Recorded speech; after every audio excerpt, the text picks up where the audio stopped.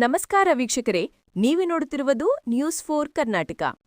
ಗೃಹಲಕ್ಷ್ಮಿ ಯೋಜನೆಯ ಫಲಾನುಭವಿಗಳಿಗೆ ಸಂಬಂಧಿಸಿದಂತೆ ಇಂದು ಸರ್ಕಾರದಿಂದ ಹೊಸ ಮತ್ತು ಮಹತ್ವದ ಮಾಹಿತಿ ಹೊರಬಂದಿದೆ.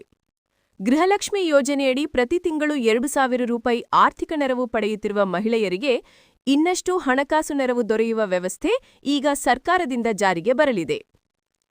ಸಚಿವೆ ಲಕ್ಷ್ಮೀ ಹೆಬ್ಬಾಳ್ಕರ್ ಅವರು ನೀಡಿರುವ ಮಾಹಿತಿಯ ಪ್ರಕಾರ ಗೃಹಲಕ್ಷ್ಮಿ ಯೋಜನೆಯ ಫಲಾನುಭವಿಗಳು ಈಗ 3 ಲಕ್ಷ ರೂಪಾಯಿಯವರೆಗೆ ಕಡಿಮೆ ಬಡ್ಡಿ ದರದ ಸಾಲ ಪಡೆಯಲು ಅರ್ಹರಾಗಿರುತ್ತಾರೆ. ಇದು ಗೃಹಲಕ್ಷ್ಮಿ ಬಹುಪಯೋಗಿ ಸಹಕಾರಿ ಸಂಘದ ಮೂಲಕ ಒದಗಿಸಲಾಗುತ್ತದೆ. ಈ ಸಂಘಕ್ಕೆ ಅಧಿಕೃತ ಚಾಲನೆ ನವೆಂಬರ್ 19ರಂದು ಬೆಂಗಳೂರು ಕಂಠೀರವ ಕ್ರೀಡಾಂಗಣದಲ್ಲಿ ನೀಡಲಾಗುವುದು. ಈಗಾಗಲೇ 2,000ಕ್ಕಿಂತ ಹೆಚ್ಚು ಸದಸ್ಯರಿಂದ ಹಣ ಸಂಗ್ರಹಣೆ ನಡೆದಿದ್ದು, ಎಲ್ಲಾ ಹಣಕಾಸು ವ್ಯವಹಾರಗಳು ಪಾರದರ್ಶಕವಾಗಿ ಡಿಜಿಟಲ್ ವಿಧಾನದಲ್ಲಿ, ವಿಶೇಷವಾಗಿ ಫೋನ್ಪೇ ಮೂಲಕ ನಡೆಸಲಾಗುತ್ತದೆ ಎಂದು ತಿಳಿಸಲಾಗಿದೆ.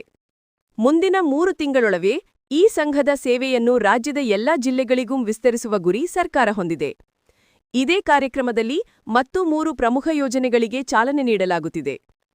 ಗೃಹಲಕ್ಷ್ಮಿ ಬ್ಯಾಂಕ್, ಮಹಿಳೆಯರ ಆರ್ಥಿಕ ಸ್ವಾವಲಂಬನೆಗಾಗಿ; ಅಕ್ಕಪಡೆ, ಮಹಿಳೆಯರ ಸುರಕ್ಷತೆಯನ್ನು ಖಚಿತಪಡಿಸುವ ರಾಜ್ಯಮಟ್ಟದ ತಂಡ; ಸೈಬರ್ ಅಪರಾಧ ಜಾಗೃತಿ ಅಭಿಯಾನ, ವಿಶೇಷವಾಗಿ ಡಿಜಿಟಲ್ ಮೋಸ ಮತ್ತು ಡೀಪ್ ಫೇಕ್ ವಿರುದ್ಧ.